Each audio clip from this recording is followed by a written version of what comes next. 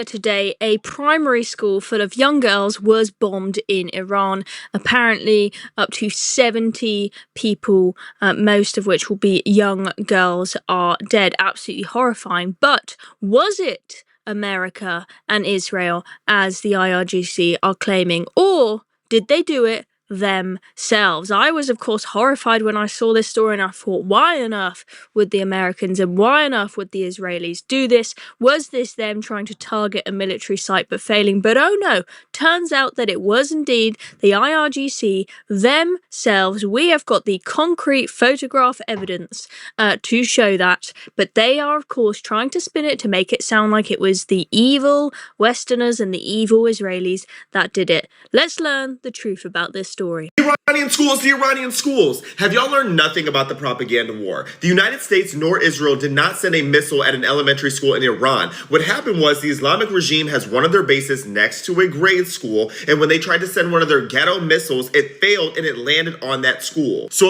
look at the photo, okay? Look at the photo. You can quite clearly see that a missile has gone up into the air, done a U-turn, failed to go where it was supposed to go, and landed back down almost right next to the base. That is exactly what happened. But that is not what you will see in the media, and especially not from the IRGC's propaganda. Of course, they took a page out of Hamas's playbook because they wrote it and they called out a false flag and made it seem like it was America and Israel who attacked them. You can literally see the trajectory of that missile and how it landed back on the school. If you want to know what's actually happening in Iran, talk to the Persians, talk to the Iranians, talk to these different people, and they will tell you that they are so happy that President Trump is fighting to get the regime out of Iran. I mean, there are literally, you can go back on this channel, look at our previous videos today, there are Iranians both in Iran and on the streets of Britain and other Western countries celebrating today, as just absolutely bursting with excitement. Yet you've got lefty liberal idiots outside the White House and on the streets of London protesting, evil Donald Trump for going and attempting to free these people from the evil terrorist regime that is the IRGC. Let's take a look at one more video about this story where we can see the actual WhatsApps from the IRGC basically confirming that this was their own mistake. Breaking news from inside Iran: an all-girls school in Minabi, Iran was hit by Israel, killing 51 schoolgirls. Wait, was it Israel? Or then why is the IRGC announcing that it was an accidental error and promised serious action? Referring to missiles, by the way. Why are they posting that they're following up to see who committed this mistake? This is directly taken from the IRGC Telegram channel, by the way.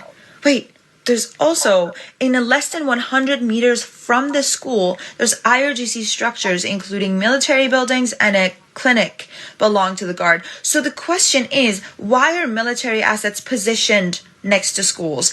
And why, hours before, there were reports of military equipment being moved into schools and hospitals?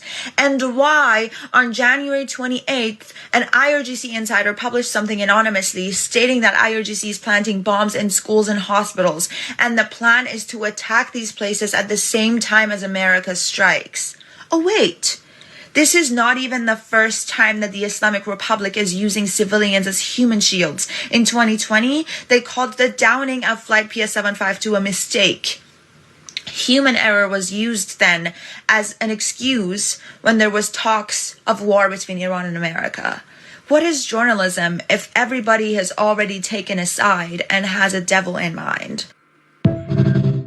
There we go, folks. Just like Hamas, they do not care about their own civilians, and whenever civilians die, even if it is their own fault, they will blame the US and they will blame Israel. Okay, they will behave in exactly the same ways as we have seen Hamas doing, because as that guy previously said, they wrote the Hamas playbook. These are the ones who fund and advise Hamas. Do you expect them to behave any differently? So folks, whatever you hear in the press over the coming days and weeks, however long this war is going to last, make sure you take everything with a pinch of salt, because the story may be a little bit more complicated than the headlines that you read in the BBC, for example, will suggest. Anyway, folks, hope that you enjoyed this video. Make sure you subscribe to our channel down below. Of course, there's going to be a lot of news coming over the next few days with everything going on, so make sure you're subscribed so you can stay up to date with everything here at Reasoned.